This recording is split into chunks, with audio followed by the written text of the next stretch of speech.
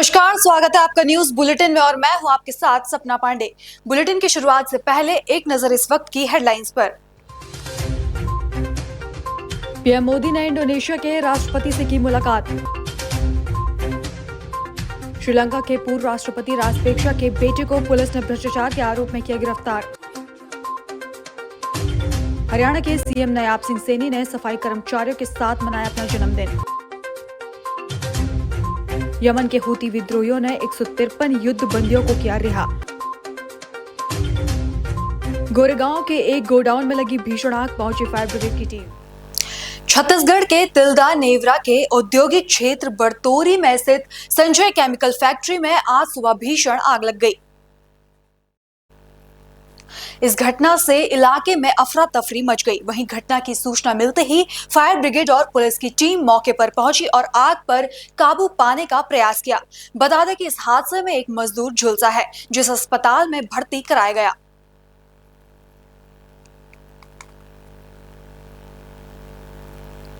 बिजनौर के सयाऊ सीएचसी में एसडीएम नितिन देविया ने औचक निरीक्षण के दौरान गंभीर लापरवाही सामने आई।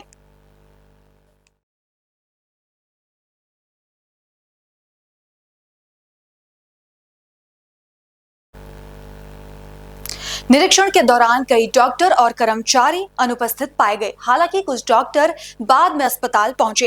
एसडीएम ने अस्पताल के विभिन्न विभागों का गहन निरीक्षण किया। वहीं जांच में पता चला कि फार्मासिस्ट दवाइयों का उचित रिकॉर्ड पिछले साल से नहीं रख रहे थे और दवाइयों के बारे में संतोषजनक जवाब नहीं दे पाए। इसके अलावा वार्ड में बेड की कमी भी पाई गई, जिसे जल्द ही रिप्लेस करने की बात की गई। किया गया, क्या क्या कामयाब है? ओवरऑल साफ सफाई मैंने देखा तो ठीक है और कुछ स्टाफ जो है एब्सेंट रहा है। 5 लोग यहाँ पे इस समय एब्सेंट हैं और कुछ लोग लेट यहाँ पे पहुंचे। उसमें डॉक्टर भी हैं क्या सर? उसमें एक लेडी डॉक्टर हैं, तो उन्होंने अपना रीजन बताया है कि उनके यहाँ किसी की डेथ हो गई थी, तो कोई जेन्युइन रीजन है तो चलिए एडमिट किया जाता है। लेकिन कुछ अदर देन पैरामेडिकल स्टाफ वगैरह जो है लेट आए, कुछ का बताया गया कि फील्ड में। बाकी जो कमी है वो अभी एक स्टॉक रजिस्टर प्रॉपर्ली मेंटेन नहीं है और कुछ बेड्स वगैरह की कंडीशन थोड़ी ठीक नहीं है, तो डॉक्टर साहब ने बताया कि वो रिप्लेस हो जाएंगे, इनके पास बेड्स आ जाएंगे। सर दवाइयाँ भी पूरी हैं क्या? दवाइयाँ इसीलिए मैं चेक नहीं कर पाया हूँ क्योंकि स्टॉक रजिस्टर प्रॉपर्ली मेंटेन ही नहीं है। तो अब जैसा भी है कि वो जितना मेंटेन करेंगे उसके बाद भी बता पाऊंगा। सर जो 5 कर्मचारी अनुपस्थित हैं उन पर क्या कार्रवाई की? अब उसके लिए मैं अपनी यहाँ से रिपोर्ट भेजूंगा, बाकी जो भी कार्रवाई होगी वो जिलाधिकारी मैम या सीएम ऑफिसर से होगी। हुगली जिले के बैंडेल में गणतंत्र दिवस को लेकर प्रशासन ने सुरक्षा बढ़ा दी है। रेलवे स्टेशनों पर आरपीएफ और जीआरपी के जवानों ने ट्रेन और स्टेशन परिसर की सघन तलाशी शुरू कर दी है। वहीं यात्रियों को सुरक्षा उपायों के बारे में जागरूक किया जा रहा है। आरपीएफ ने यात्रियों से अपील की है कि यदि किसी संदिग्ध बैग या ज्वलनशील पदार्थ का सामना करें तो तुरंत सूचना दें। बता दें कि सुरक्षा को लेकर आरपीएफ और जीआरपी पूरी तरह सतर्क है और लगातार निगरानी रख रही है। पक्ष থেকে ডাকা হয়েছিল তা কি বললো এসব? 26 जनवरी के शुभ अवसर पर सर हमको बताया कि कहीं भी विस्फोटक पदार्थ मिल जाए तो उसको सूचना देना चाहिए और कोई प्लेटफार्म में अनर्गल सामान जो भी पड़ा हुआ है उसको सूचना दीजिए। और क्या बोलते हैं, जो भी मान लीजिए कि सामान बैग वगैरह छूट गया किसी को, उसको भी सूचना देना जरूरी है। अपने तो हाथ नहीं लगाएंगे, पहले सिपाही लोग को बताएंगे ना। देखिए आरपीएफ लोग जो है वो आप लोगों को भी अपना हिस्सा मान के अपनी तरह से बोलने के लिए बुलाया है। ये कैसा लग रहा है कि आप लोगों को भी ये काम करने का अवसर मिल रहा है? ठीक है सर, बहुत बढ़िया, अच्छा है सर। तो आप लोग के आइंदा से ध्यान रखेंगे पूरा स्टेशन? रखेंगे ना सर। क्या नाम है तो? हमारा नाम रविंद्र कुमार यादव सर। राष्ट्रीय मतदान दिवस के मौके पर जिला निर्वाचन अधिकारी डॉक्टर आशीष चौहान ने कलेक्ट्रेट सभागार में अधिकारियों, कर्मचारियों और स्कूली छात्रों को मतदान की शपथ दिलाई। 18 वर्ष की आयु पूरी कर चुके नए मतदाताओं को वोटर आईडी कार्ड भी वितरित किए गए। वहीं इस दौरान स्काउट गाइड की छात्राओं ने नाटक के माध्यम से मतदाता जागरूकता का संदेश दिया। डॉक्टर चौहान ने सभी नागरिकों से लोकतंत्र की मजबूती के लिए मतदान के अधिकार का सही उपयोग करने की अपील की। उन्होंने कहा कि वोटिंग न केवल अधिकार बल्कि कर्तव्य भी है। मुख्य विकास अधिकारी गिरीश गुवंत ने भी मतदाता भागीदारी की अहमियत पर जोर दिया। मतदाता दिवस के अवसर पे आज जो हमारे युवा मतदाता हैं, जो विभिन्न नागरिक हैं, उनके साथ में कई सारे प्रोग्राम आयोजित किए गए, जिसमें एक सिग्नेचर कैंपेन होगी, प्लस हमारे जो 18 प्लस के जो यंगेस्ट वोटर्स हैं उनको भी हम लोगों ने एफेक्ट दिए हैं। सिमिलरली जो हमारे एज या जो स्पेशल कैटेगरी के हमारे वोटर्स हैं उनको भी हम लोग एफेक्ट कार्ड लोगों से दिए हैं। और साथ ही एक प्ले भी दिया गया, तो इस तरीके से जागरूकता संबंधी मतदान में अधिक से अधिक भाग लेते हुए लोकतंत्र को सशक्त बनाने के प्रयासों को। National trade and industry council ने वापी में एक भव्य सम्मेलन आयोजित किया, जिसमें गुजरात चैप्टर की शुरुआत की गई। आपको बता दें कि नेशनल ट्रेड वेलफेयर बोर्ड जो व्यापारियों की समस्याओं का समाधान करने और उन्हें सहयोग प्रदान करने के लिए बनाया गया है, 2019 में भारत सरकार द्वारा स्थापित किया गया था। वर्तमान में इसके अध्यक्ष सुनील जे सिंघी हैं। इस मौके पर जयेश ए मेहता को गुजरात, दादरा और नगर हवेली, दमन एंड दीव का संयोजक नियुक्त किया गया। बता दें कि सम्मेलन में गुंजन मेहता ने व्यापारियों को नेशनल ट्रेडर्स वेलफेयर बोर्ड से जुड़ने के लिए प्रोत्साहित किया। मैं गुंजन मेहता और आज आप सबके बीच में गुजरात की धरती पर आया हूं। मैं नेशनल ट्रेडर वेलफेयर बोर्ड को आप सभी के समक्ष बताने के लिए आया हूं। हमारी एक ऑर्गेनाइजेशन है नेशनल ट्रेडर इंडस्ट्री काउंसिल, जिसके माध्यम से आज हमने यहाँ आयोजन किया और मैं धन्यवाद करना चाहूंगा सर्वप्रथम VIA इंडस्ट्री एसोसिएशन के आदरणीय अध्यक्ष साहब का और जनरल सेक्रेटरी साहब का, और हमारे यहाँ सभी जो साथी पहुंचे हैं उद्योग जगत से, व्यापार जगत से, उन सभी का। सर, क्या हेतु था आने का, और जो आप आए हैं तो उससे वापी को क्या बेनिफिट होगा? देखिए, 2019 में DPTII डिपार्टमेंट ने बहुत ही बड़ा एक आयोग गठन किया, जिसका नाम है नेशनल ट्रेडर वेलफेयर बोर्ड, जो केवल और केवल व्यापारी कल्याण के लिए कार्य करता है। हम अधिक से अधिक इसका प्रचार प्रसार कर रहे हैं ताकि हमारे देश के सभी व्यापारी भाई, चाहे वो गुजरात हो, वापी हो, दमन दीव हो, हमारे यहाँ जितने भी व्यापारी भाई हैं, SMEs हैं, उनके कार्य में यदि किसी भी प्रकार की कोई परेशानी आती है या किसी भी मिनिस्ट्री से उनको कोई दिक्कत आती है, तो तुरंत प्रभाव से इस आयोग में अपनी समस्या का निदान पा सकते हैं। मैं आज अब आप सभी के साथ इस आयोग का वेबसाइट लिंक, वहाँ का फोन नंबर शेयर करता हूँ ताकि आप सभी उस विभाग से कनेक्ट हो सकें और इसके बारे में अधिक से अधिक जानकारी प्राप्त कर सकें। सर, वापी एक इंडस्ट्रियल हब जाना जाता है, तो वापी की इंडस्ट्री में छोटे बड़े सभी प्रकार के उद्योगपति है, तो उनके लिए आपका क्या संदेश रहेगा? मैं आज आपके चैनल के माध्यम से ये संदेश देना चाहूंगा कि हमारे भारत सरकार में देश को बहुत ही ऊर्जावान और यशस्वी प्रधानमंत्री मिले हैं, परम आदरणीय श्री नरेंद्र मोदी जी, और उनकी अध्यक्षता में आज देश में बहुत ही सारी कल्याणकारी योजनाएं चल रही हैं। हम सभी का फर्ज बनता है कि हम भिन्न भिन्न वेबसाइटों पर जाकर के हमसे रिलेटेड, हमारे कार्यों से रिलेटेड पॉलिसीज को चेक करें और अधिक से अधिक उसका लाभ लें। उसके बारे में कुछ बताएं प्लीज। सबसे पहले तो मैं राष्ट्रीय अध्यक्ष श्री सुनील जे सिंघवी जी का आभार प्रकट करता हूं कि जिन्होंने अपने मार्गदर्शन में श्री गुंजन मेहता जी को गुजरात की पावन धरा पे भेजा और इस टीम NTIC के माध्यम से कोई भी इंडस्ट्री को समस्या हो तो समस्या को सुनने के लिए काउंसिल का निर्माण करवाया। सबसे पहले तो उनको बहुत बहुत आभार कि उन्होंने इतने छोटे से जगह को चुना और अपना कार्य यहाँ करने के लिए गुंजन जी को नियुक्त किया गया है। आज के दिन बहुत ही गौरवशाली क्षण भी है। VIA प्रेसिडेंट यहाँ पधारे थे, उन्होंने भी बहुत अच्छा समय दिया और उनके माध्यम से सभी इंडस्ट्री को आज वेबसाइट और नंबर जो है वो गुंजन जी प्रोवाइड कराएंगे, जिससे किसी भी प्रकार के इंडस्ट्री को कोई भी प्रकार का समस्या हो तो डायरेक्ट सरकार से जुड़ सकता है। धन्यवाद। मेरा नाम जयेश कुमार मेहता है। जयेश जी, क्या जवाबदारी है आपकी NTIC में?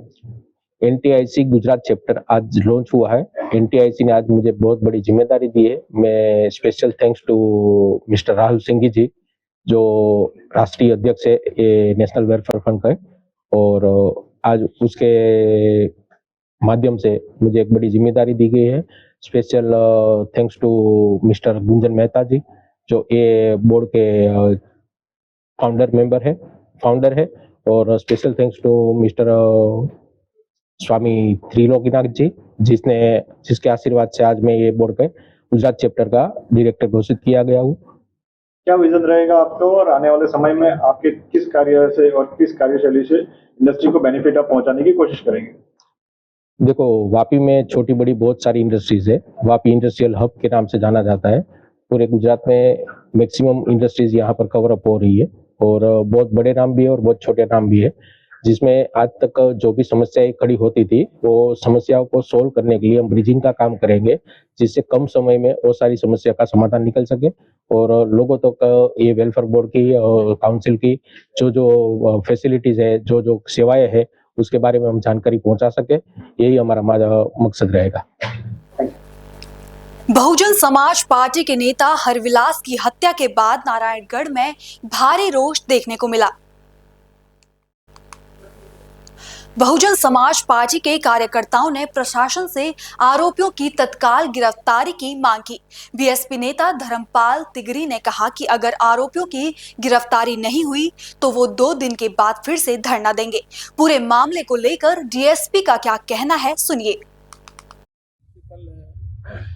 देर रात को बहुजन समाज पार्टी के प्रदेश के सचिव हमारी पार्टी से पूर्व में प्रत्याशी रहे श्री हरविलास से रज्जू माजरा जी की कल कुछ अज्ञात लोगों ने निर्मम हत्या कर दी गई गोली मारकर, और आज उसी के लिए सारा इकट्ठे हुए और सभी लोग इकट्ठे हुए हैं। और हमारी पार्टी के प्रभारी जी श्री विशाल गुज्जर जी भी आए हैं और जिला अध्यक्ष भी बैठे हैं, प्रदेश रहे हैं, और पूरे लोग आज जो रज्जू माजरा जी की हत्या कल कुछ लोगों ने की है उसी के खिलाफ इकट्ठे हुए हैं। और हमारी प्रशासन से मांग है कि दोषियों को जल्द से जल्द पकड़ा जाए। और आज जिस प्रकार से घटना घटी है, जिस प्रकार से श्री हरविलास जी की गोली मारकर हत्या हुई है, और ये मुख्यमंत्री श्री नारायण सिंह सानी का गृह क्षेत्र है, इससे दर्शाता है कि हरियाणा में कानून नाम की व्यवस्था, कानून नाम की कोई चीज नहीं है, और पुलिस प्रशासन पूरी तरह से लचर हो चुका है। और यहाँ आज हरियाणा में हत्याएं और डकैती और फरोख्ती मांगना आम घटनाएं हो गई है, और हरियाणा के हर कोने में देखने को मिलता है, रोज गोली कांड हमें रोज देखने को मिलता है कहीं ना कहीं। और हमारी मांग है जल्दी से जल्दी दोषियों को पकड़ा जाए, और नहीं अगर हम 2 दिन का समय देते हैं, अगर 2 दिन के अंदर ये प्रशासन उनको नहीं पकड़ता तो बहुजन समाज पार्टी बड़े लेवल पे प्रदर्शन करने के लिए तैयार है। तो ये दाम आप कब तक रखेंगे? ये चैलेंज अभी हमारे जो के पारिवारिक लोग हैं उनसे पूछकर, जब तक बॉडी नहीं आती हम परिवार के साथ है। बहुजन समाज पार्टी पूरी तरह से परिवार के साथ। पुलिस की तरफ से कोई आश्वासन वगैरह? पुलिस की तरफ से मैं तो अभी आया हूँ, अभी कोई आश्वासन नहीं मिला, कोई आला नेता पुलिस का नहीं आया। आप 2 दिन का समय दीजिए। हाँ, 2 दिन कोई 2 दिन का प्रधान जी, कोई 2 दिन का समय नहीं दिया जनता। जब तक उनका इनकाउंटर, मैं आपको बताऊं, इनकाउंटर मांग रही है सारी जनता। जी सर, भाई के हत्यारों को, मैं कहूं भाई के हत्यारों संबंध में उनके परिवार के सदस्यों के नाम पे पर्चा दर्ज किया गया।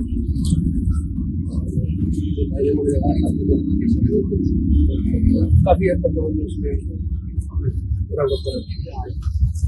बाकी आपके सर इसमें मुख्य कौन है जी? वेंकट कल। अच्छा, इसमें अभी मांग क्या रखी गई है जो आप धरना स्थल पे गए? बस यही गिरफ्तारी की मांग। सर अब किस सूरत पे जाम हटाने की बात कर रहे हैं? अभी परिवार से बात चल रही है, तो ठीक है, बाकी उनको बता दिया गया काफी लोगों को राउंड अप कर रखा है, पूछताछ जारी है, कर रहे हैं। कितनी टीमें लगाई है उसमें? उसमें अलग अलग काफी टीमें लगी है, STF भी लगी हुई है, CIA, हमारी सारी CIA लगी हुई है, अलग अलग तक गई हुई है हमारी टीमें इसी केस के लिए। प्रायोरिटी पे लेके जल्दी से जल्दी एसपी को बुलाने की मांग कर रहे हैं, क्या आपको लगता है? जी हाँ, कुछ ऐसे ही मांग की गई। भोजपुर जिला परिषद अध्यक्ष आशा देवी ने नेता प्रतिपक्ष तेजस्वी यादव द्वारा घोषणा की गई योजना माई बहन मान योजना को लेकर अपना बयान दिया। उन्होंने कहा कि यह योजना महिलाओं के लिए कल्याणकारी साबित होगी। मैम बहुत बहुत स्वागत है आपका। अभी तेजस्वी जी आए हुए थे आरा में, किस तरीके का कार्यक्रम था तेजस्वी जी का? जी, हमारे नेता प्रतिपक्ष श्री तेजस्वी यादव जी आए हुए थे भोजपुर जिला में। उनका बहुत बहुत स्वागत हुआ। स्वागत है हम महिलाओं की तरफ से। और माई बहन मान योजना जो चल रहा है, जिसमें कि उन्होंने अपना वादा किया है कि हर महिला के खाते में हर महीने 2500 रुपया जाने का काम करेगा जब हमारी सरकार बनती है।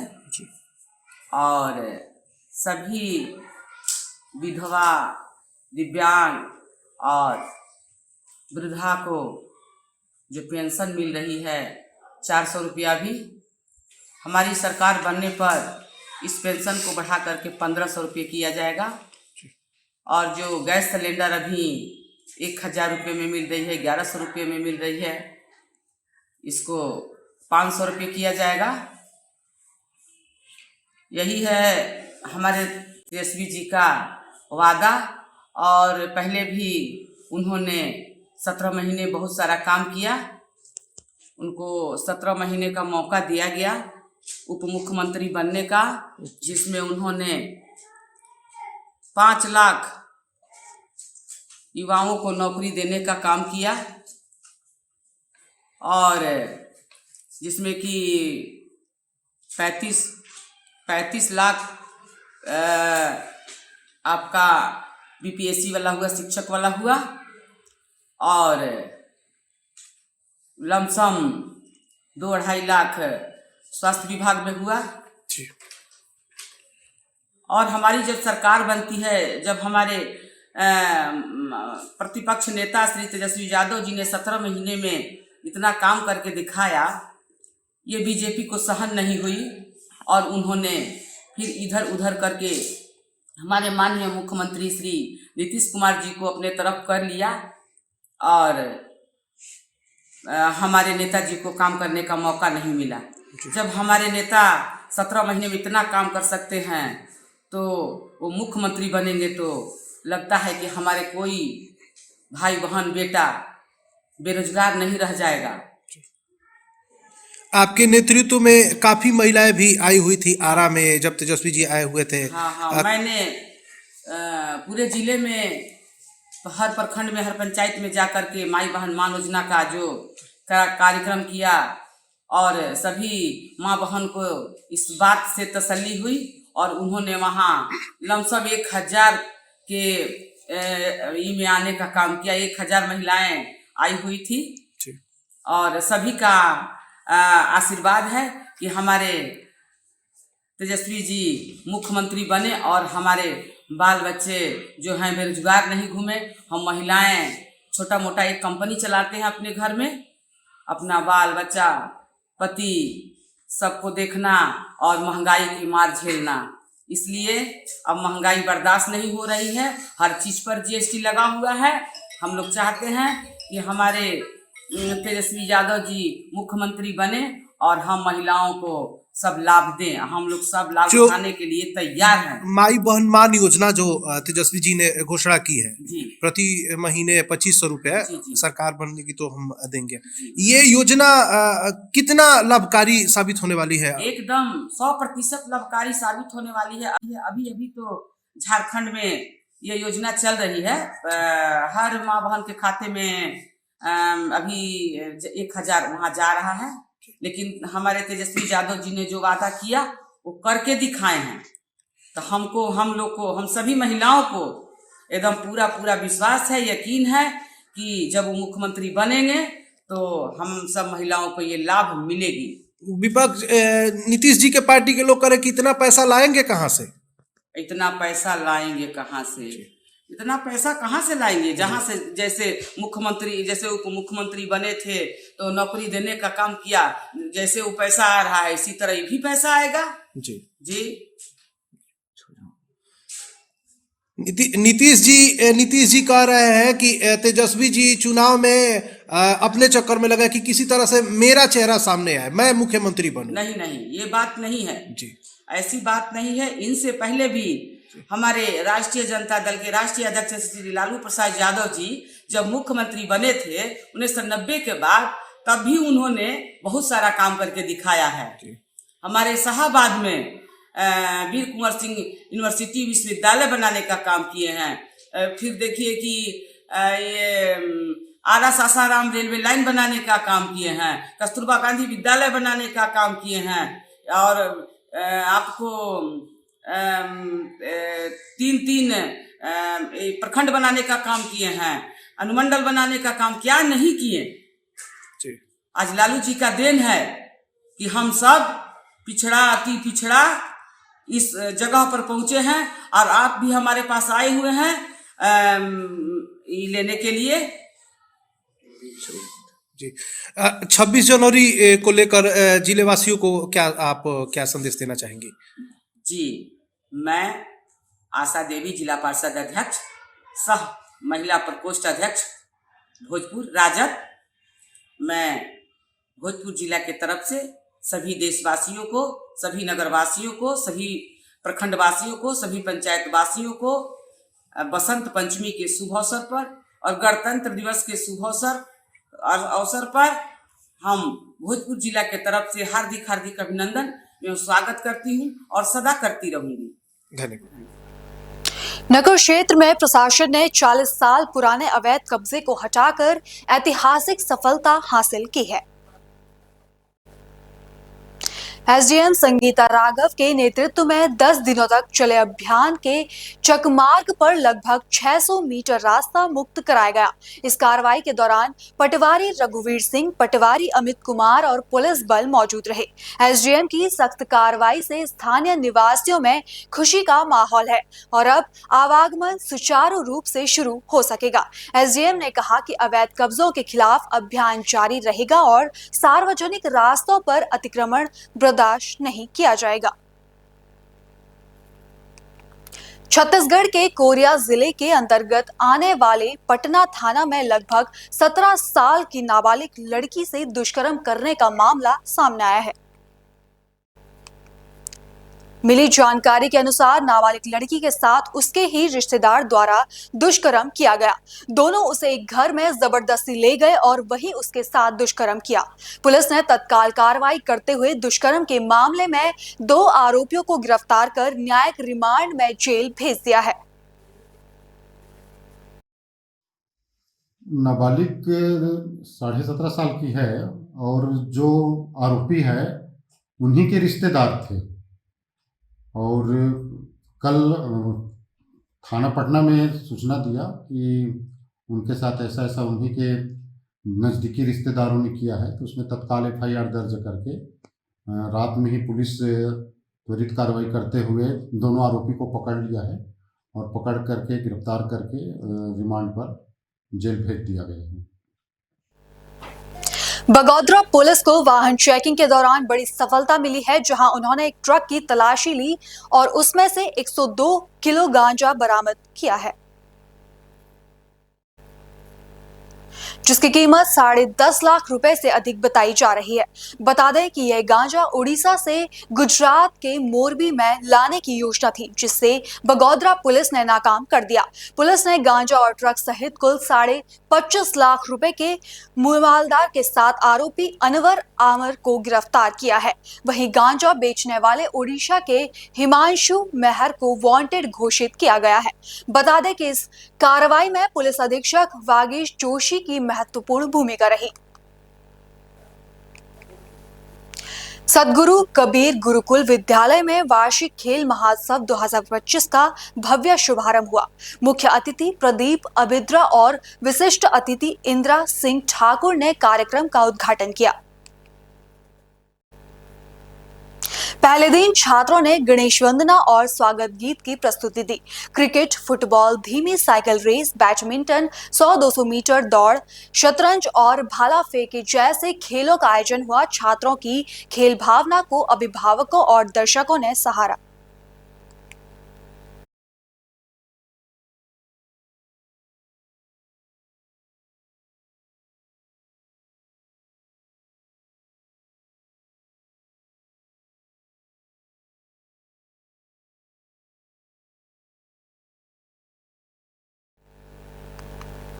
भाजपा नेता किरीट सौम्या ने महाराष्ट्र के अकोला में दावा किया कि महाराष्ट्र में फर्जी दस्तावेज के जरिए 50,000 अधिक बांग्लादेशी और रोहिंग्यों को जन्म प्रमाण पत्र दिए गए।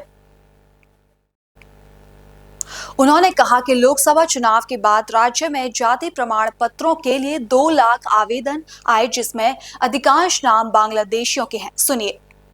वोट जिहाद पार्ट 2 देवेंद्र फडणवीस मुख्यमंत्रीजींनी ज्याचा उल्लेख केला की 2024-25 मध्ये येथे 6 लाख बांगलादेशी रोहिंग्यांना जन्म प्रमाणपत्र देऊन भारतीय नागरिक बनवण्याचं कटकारस्थान आता उघडकीस आलं आहे। 2024च्या वर्षात आतापर्यंत माझ्याकडे जी माहिती आली 2 लाखहून अधिक अर्ज मंजूर करण्यात आले जन्म प्रमाणपत्र द्यायचे। वोट जिहाद पार्ट 1 जे विधानसभेच्या वेळी मालेगावमध्ये आम्ही उघडकीस आणलं होतं, सिराज मोहम्मद बगाड यांच्याकडे 2200 कोटी रुपये देश विदेशातून आले। तपासात आता हे बाहेर आलं आहे की 379 कोटी रुपये हे विधानसभा निवडणुकीत आणि आता या प्रकारच्या कामात वापरले जात आहे। 1969चा उशिरा जन्म नोंद या कायद्यात 2023 नोव्हेंबर पर्यंत मॅजिस्ट्रेटला अधिकार होते, आता तहसीलदारांना दिले। त्या आधारावर महाराष्ट्रातल्या 50 शहरात 1000, 2000, 5000 अर्ज करण्यात आलेले आहेत। त्यात बोगस दस्तावेज लावले आहेत। स्कूल लिव्हिंग सर्टिफिकेट घरी बसून दिले गेले आहे। आज अकोला जिल्ह्यात 15,000 अर्ज आलेले आहेत आणि म्हणून आम्ही सगळे चिंतित आहोत। अकोला तालुक्यात सुमारे 5,000 आलेले आहेत।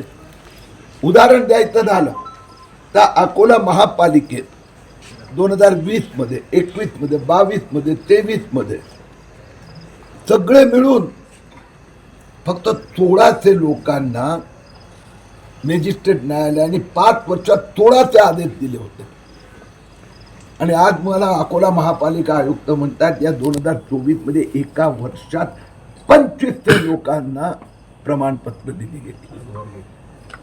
आज विस्तृत झालेल्या चर्चेत आम्ही कलेक्टरना आवाहन केलं आहे, एक नवीन प्रमाणपत्र देता येणार नाही असं राज्य सरकारने आदेश दिला आहे। पण ज्यांना दिले गेले आहेत त्याचा प्रत्येक अर्जाची छाननी केली पाहिजे, रिव्ह्यू केला पाहिजे। कलेक्टरनी या संबंधात आम्हाला पॉझिटिव्ह रिस्पॉन्स दिलेला आहे।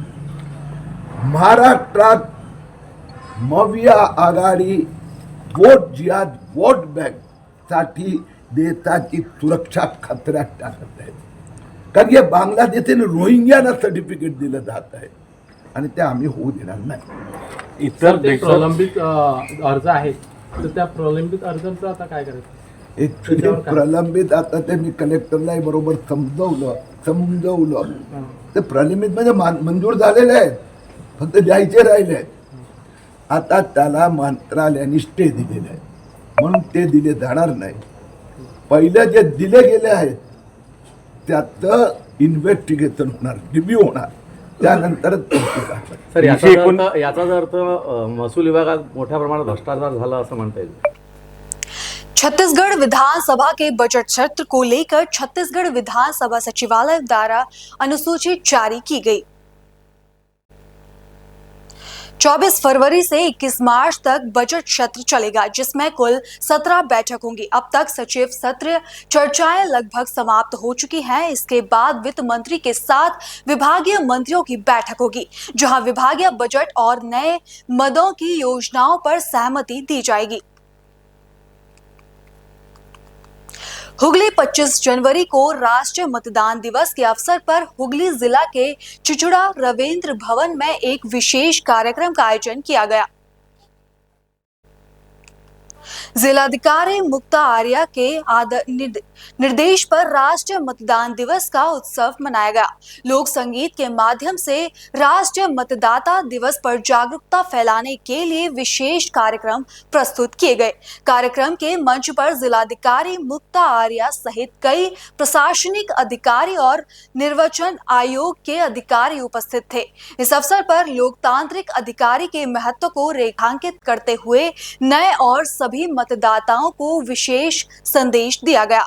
जिलाधिकारी मुक्ता आर्या ने नए वोटरों को उनका परिचय पत्र प्रदान किया और उन लोगों को भी मतदान के लिए प्रेरित किया जो मतदान के प्रति उदासीनता दिखाते हैं।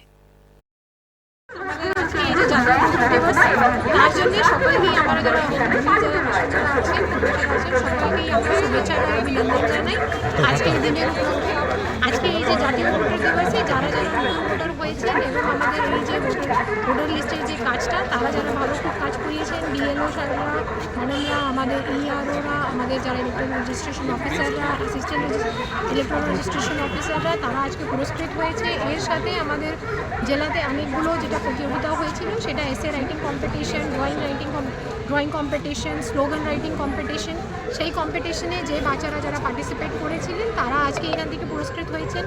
আরও এইখানে যারা নতুন ভোটার হয়েছেন 18 বছর তারা এইখান থেকে সেরকম আমাদের প্রায় 10টা ভোটার এইখান থেকে আজকে ওদেরকে ভোটার কার্ডটা দেওয়া হয়েছে। আর এই অনুষ্ঠানটি আমাদের প্রত্যেকটি মহকুমা এবং ব্লকে যারা যারা আছেন ওইখানেও এরকম অনুষ্ঠানটি আজকে পালন হচ্ছে। আরও আমাদের যে স্কুল যারা এটাকে নিয়ে যারা খুব সুন্দর কাজ করেছেন, পানুয়া সুলতানিয়া, তারা এখানে পুরস্কৃত হয়েছেন। তো আমরা আশা করি আপনাদের এই জায়গার মাধ্যমে যারা যারা আজকে এই যে নতুন ভোটার হয়েছেন আর যারা যারা এদের যে ভোটার লিস্টে যারা কাজ করিয়েছেন তারা এইরকমই আরও সুন্দরভাবে কাজ করবেন, ভালো করে কাজ করবেন আর মানুষকে সেবাটা প্রদান।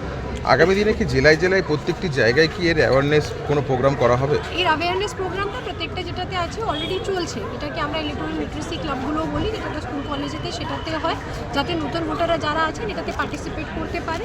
এর সাথে আমাদের যেটা হয়, আমাদের অনেকটাই যেটা রয়েছে মানে সেই অফিসেও সেটাকে নিয়ে প্রোগ্রামগুলি হয়। মেনলি আমরা যেটা আছে যারা নতুন ভোটাররা তাদেরকে নিয়ে এই জন্যে স্কুল, কলেজ, ক্লাব এইরকমে করে তাদেরকে নিয়ে বেশি করে অনুষ্ঠানগুলো করা হয়। हुगली के चुचुड़ा रविंद्र भवन में निर्मल बंगला और स्वच्छता भारत अभियान के तहत रिव्यू मीटिंग हुई। मंत्री बेचाराम मन्ना ने बताया कि स्वच्छता अभियान का 90% काम पूरा हो चुका है, शेष 10% जल्द पूरा किया जाएगा।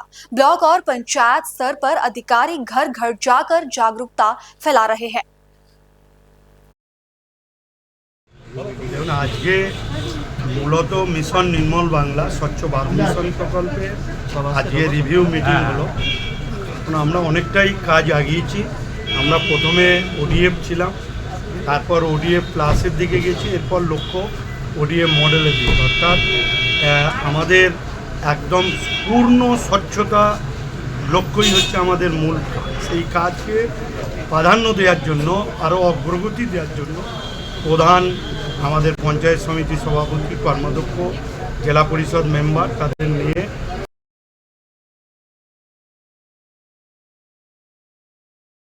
মিটিং কথা উঠে এসেছে। সেগুলো নিশ্চিত নিরসন করে যাতে আমরা ওডিএফ মডেলের দিকে এগিয়ে যেতে পারি, সেটাই হচ্ছে আমাদের মূল লক্ষ্য। এবং আমরা আজকে হুগলি জেলা দিয়ে শুরু করলাম, এরপর রাজ্যের প্রতিটি জেলাতে এইভাবে আমরা মিটিং করব এবং প্রয়োজনে আমাদের জেলা এবং ব্লকের প্রতিনিধিরা একদম ব্লক স্তর, গ্রাম স্তরে গিয়ে মানুষকে সচেতন করবে যাতে শৌচাগার ব্যবহার করে বা প্লাস্টিক যত্রতত্র না ফেলে, নোংরা যাতে না হয়, এটাই হচ্ছে মূল লক্ষ্য। রিভিউ মিটিংয়ের রেজাল্ট কি এই মুহূর্তে হুগলি কী অবস্থায় দাঁড়িয়ে আছে? দেখুন, আমরা এই কাজে প্রায় 90% প্লাস এগিয়ে রয়েছে। টাকা খরচের ক্ষেত্রে, ফিজিক্যাল কাজের ক্ষেত্রে একটু বাকি রয়েছে। সে কাজগুলো আমরা লক্ষ্যমাত্রায় আছে, আগামী 6 মাসের মধ্যেই সেটা শেষ করব। দাদা, বহু পঞ্চায়েত এখনো SWMটা পুরোপুরি চালু করতে পারলো না, প্লাস্টিক পুনর্ব্যবহার হচ্ছে না, বালতি অনেকের বাড়িতে যায়নি, অনেক পঞ্চায়েত পুরসভায় মাল ফেলছে, কেউ বলছে জায়গা নেই, জিটি রোডের পাশে পিডব্লিউডির জমিতে মাল পড়ছে, কি বলবেন এই জায়গা? জায়গার কিছু সমস্যা রয়েছে, সেই সমস্যাগুলো দ্রুত সমাধান করেই আমাদের এগিয়ে চলতে হবে। এবং এটা জেনে রাখবেন, আপনারা যে প্রশ্নগুলো করলেন, আমাদের যে এই 10 থেকে 7% যে কাজ বাকি রয়েছে সেটা এইগুলোর মধ্যে।